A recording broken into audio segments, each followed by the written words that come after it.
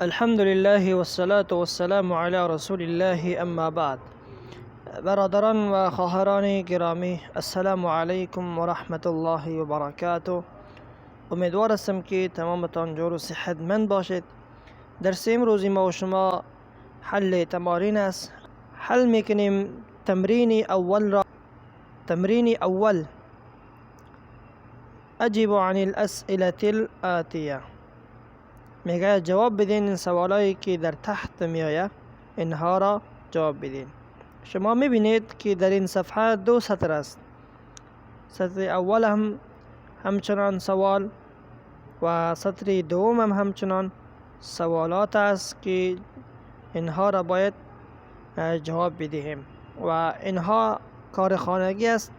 ممکن باشه شما نوشته کنید در کتابچه های خود و از یکدیگر سوالات کنید تا درسها به خوبی در ذهنتان جایگزین شود.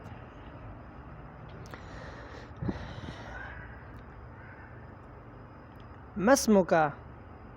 اسم شما چیست؟ پس شما جواب میدین که اسمی میگن. وقتی که شما میخواین جواب بدین، کسی شما سوال میکنه ما اسمک؟ اسم شما چیست؟ اسم محمد یا اسم رسول، اسم عبدالله، هر نامی که باشه، یا اگر مؤنث باشه ما اسمکی.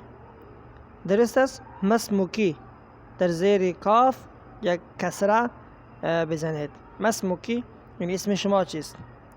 اسم زینب یا اسم کلثوم، هر نامی که باشه شما در تحت بگیرید. و در جمله بعدی: من این انت؟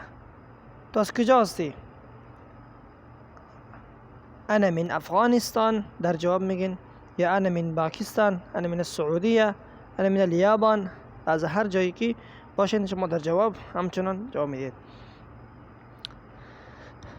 ما لغتک؟ زبانی تو چیست؟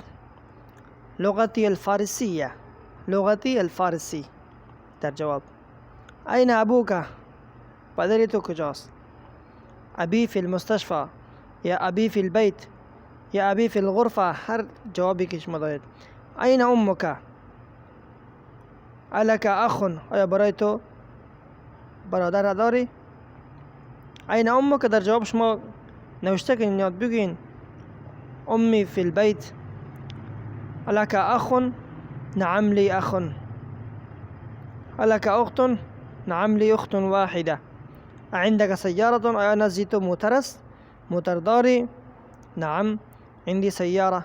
یا صرف نعم هم بگوین میشوه، بلا هم بگوین جواب میشوه. و میخواین که مکمل جواب بدین: نعم عندي سيارة. عندك دراجة؟ آیا نزدی تو بایسکل است؟ در جواب بگین اگر باشه ها، نباشه نه. عندك قلم؟ آیا نزدی تو قلم است؟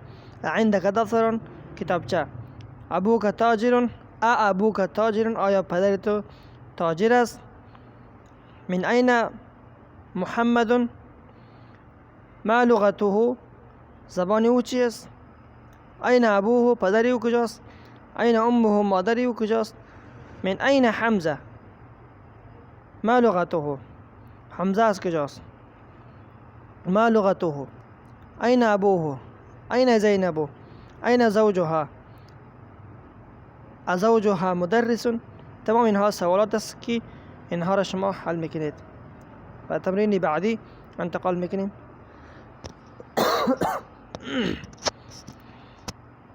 ضع في الفراغ فيما يلي الضمير ها هو ها. می در جای خالی میگه ضمیر هو یا ها را، ضمیر مؤنث، ضمیر مذکر را بزنید میگه. ببینید در هر جایی که جای خالی است در اینجا میتونید شما ضمایر را استعمال کنید. اگر مؤنث است مؤنث، مذکر است مذکر. هذا البنت طالبة اسمها زینب. اسمه نمیگیم، اسمها چرا که مؤنث است. محمد طبیب و ابنه مهندس. ابنه درست است، هو ضمیر میزنیم، مذکر است، ضمیر غایب. هذا الرجل تاجر كبير اسمه عبد الله. آمنة في الغرفة وأمها في المطبخ. عائشة طبيبة وأختها ممرضة نرس است. خرج محمد من الفصل وخرج معه زميله. محمد خارج شد از صنف و خرج معه زميله و امرای او دوستش هم خارج شد.